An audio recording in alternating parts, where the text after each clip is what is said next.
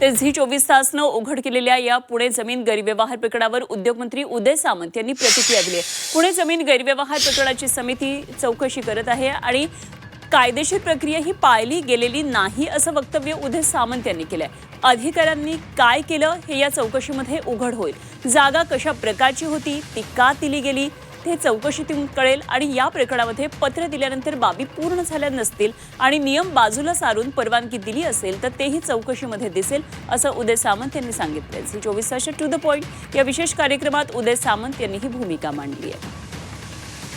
तुम्ही मगाशी फार महत्त्वाची गोष्ट बोललात की मुद्रांक शुल्क माफी देण्याचा कुठलाही तुमच्याकडे याच्यात हे परिणाम आहे, पण त्यांनी त्याच्यात सवलत घेतली, मग कुठेतरी दिशाभूल करून ही सवलत घेतली गेली नाही। यामध्ये त्या अधिकाऱ्यानं नक्की काय केलंय हे त्या चौकशीमध्ये निष्पन्न होईल। ती त्यानं का दिली, ती जागा कशा पद्धतीची होती, ह्याच्यामध्ये थेट मी आता माझ्या मुलाखतीतनं पार्थ पवारांना गिल्टी ठरवणं हे योग्य नाही।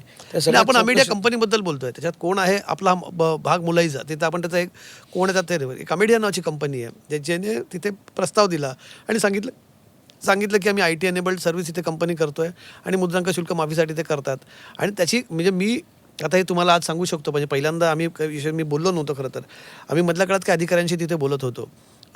काही गोष्टी आम्ही ज्या कॅमेऱ्यावरती ज्या समोर येऊ तिथे शकल्या कारण त्या कॅमेऱ्यावरती बोलले नसल्यामुळे आणि आम्ही ही संपूर्ण बातमी पुराव्यानिशी समोर मांडली आहे, त्यामुळे तो पुरावा तिथे असणं गरजेचं आहे। पण ती एक प्रक्रिया आहे की जेव्हा तुम्हाला लेटर ऑफ इंटेंट दिलं, तुम्ही जेव्हा लेटर ऑफ इंटेंट नंतर काही कागदोपत्री पूर्तता करायची असते, ती संपूर्ण प्रक्रिया स्किप झाली आहे असं काही तिथे म्हणणं आहे। त्यामुळे म्हणून म्हटलं की दिशाभूल केली गेली अमेडिया कंपनीकडे। नाही, इंटेंट लेटर दिल्यानंतर इंटेंट लेटरमध्ये ज्या म्हणजे बाबी परिपूर्ण करा असं सांगितलेलं असताना त्या जर बाबी परिपूर्ण झाल्या नसतील आणि त्याच्या उपर त्याला साईड ट्रॅक करून काही परमिशन दिल्या असतील तर ते चौकशीमध्ये निष्पन्न होईल ना।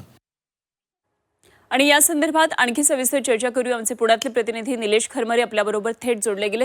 निलेश, अत्यंत दोन महत्त्वाचे मुद्दे, जो मंत्री आता उदय सामंत यांनी काढलेला महत्त्वाचा मुद्दा की या संपूर्ण प्रकरणामध्ये सरकारी पातळी म्हणजे प्रशासकीय पातळीवर जी ऑफिसर्सनं केलेला सूट जी दिली होती या संदर्भातलं काय नेमकं त्यांनी केलं हे सगळं उघड होईल, हा महत्त्वाचा मुद्दा। आणि दुसरं म्हणजे शीतल तेजवानीनं आता आणखी 2 दिवसांची मुदत मागितलेली आहे कागदपत्र सादर करण्यासाठी। काय नेमकं हे सगळं होणार आहे, काय नेमकी ती कागदपत्र सादर करणार आहे? अनुपमा, पहा, या प्रकरणामध्ये सातत्याने शीतल तेजवानी असतील किंवा दिग्विजय पाटील असतील हे सातत्याने वेळ मागण्याची प्रोसेसमध्ये आहेत। सातत्याने ते वेळ मागून ही जी प्रोसेस आहे ती पुढं ढकलण्याचा प्रयत्न त्यांच्याकडनं होताना आपल्याला पाहायला मिळतोय। खारगे समितीची जी चौकशी समिती होती त्या चौकशी समितीचं सुनावणी झाली, त्या समितीला शीतल तेजवानी हजर नव्हते, मात्र त्या सुनावणीला दिग्विजय पाटील हे हजर होते। मात्र पुन्हा एकदा ती चौकशी जी आहे ती सोमवारी होणार असल्याची माहिती मिळत आहे, त्यामुळे शीतल तेजवानी त्या समितीसमोर जाणार का हा एक प्रश्न आहे। आणि दुसरं गोष्ट म्हणजे आर्थिक गुन्हे शाखेने जी तो तपास सुरू केलेला आहे, जे आता स्टेटमेंट घ्यायला सुरुवात केलेलं आहे, त्या स्टेटमेंटमध्ये काही कागदांची पूर्तता करण्यासाठी सुद्धा शीतल तेजवानींनी 2 दिवसांची मागणी केलेली आहे। अर्थात या प्रकरणामध्ये जे दस्तावेज केले जात आहेत ते अर्धवट, म्हणजे ज्या वेळेस शीतल तेजवानी आतापर्यंत 2 वेळा आर्थिक गुन्हे शाखेच्या जबाबासाठी चौकशीसाठी समोर राहिली, मात्र त्याही वेळेस त्यांनी अर्धवट कागदपत्र दिल्याचं समोर आलेलं आहे आणि यातूनच ते दिवस काढत असल्याचे किंवा वेळ मागत असल्याचं आपल्याला पाहायला मिळते। दुसरी महत्त्वाची बाब म्हणजे या प्रकरणामध्ये मीडिया कंपनी जी आहे, मीडिया कंपनीने उद्योग विभागाकडून एक लेटर घेतलं होतं, इरादापत्र, मात्र त्या इरादापत्राच्या अनुषंगाने त्यांनी शुल्क माफीचाही अर्ज केला होता। मात्र त्यामध्ये 2 स्टेप असतात।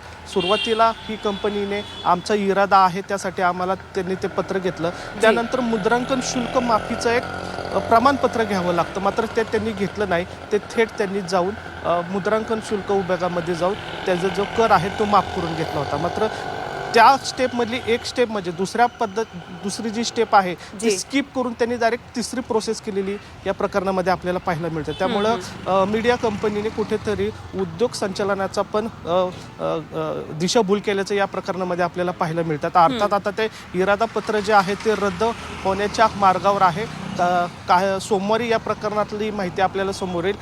उद्योग विभाग आहे ते इरादा पत्र जे दिलं होतं ते रद्द करण्याची शक्यता आहे किंवा ते मागं घेण्याची पण शक्यता या ठिकाणी अधिकाऱ्यांनी व्यक्त केलेली आहे. त्यामुळं मीडिया कंपनीचे रोज न रोज एक खुलासे समोर येताना आपल्याला पाहायला मिळतात. त्यामुळे आता सोमवारचा दिवस फार महत्त्वाचा असणार आहे. सोमवारी शीतल तेजवानी पुन्हा एकदा पुणे आर्थिक गुन्हे शाखेकडे येऊन चौकशीला सामोरं जाणार आहे. तर दुसरीकडे खर्गे समितीचाही चौकशीची सुनावणी ती सुद्धा सोमवारी असणार आहे. त्यामुळं या दोन गोष्टी सोमवारसाठी फार महत्त्वाच्या असणार आहे. आणि महत्त्वाचं म्हणजे दिग्विजय पाटील यांची भूमिका काय आता स्पष्ट होणं फार महत्त्वाचं आहे. कारण ते आर्थिक पोलिसांच्या चौकशीला सामोरं गेले नाही आहे. फक्त जी समिती स्थापन केलेली आहे त्या समितीला जाऊन त्यांनी वेळ मागितलेली आहे. आता या संपूर्ण प्रकरणामध्ये हालचाली वेगाने वाढतील. खरे निलेश, एकंदरीतच एक प्रकारे वेळ काढूपणा करण्यासाठी ज्या सगळ्या बाकीच्या प्रक्रिया त्याच केल्या जात आहेत आणि मूळ चौकशी मात्र अजूनही संथ गतीने चालली हेच लक्षात येते.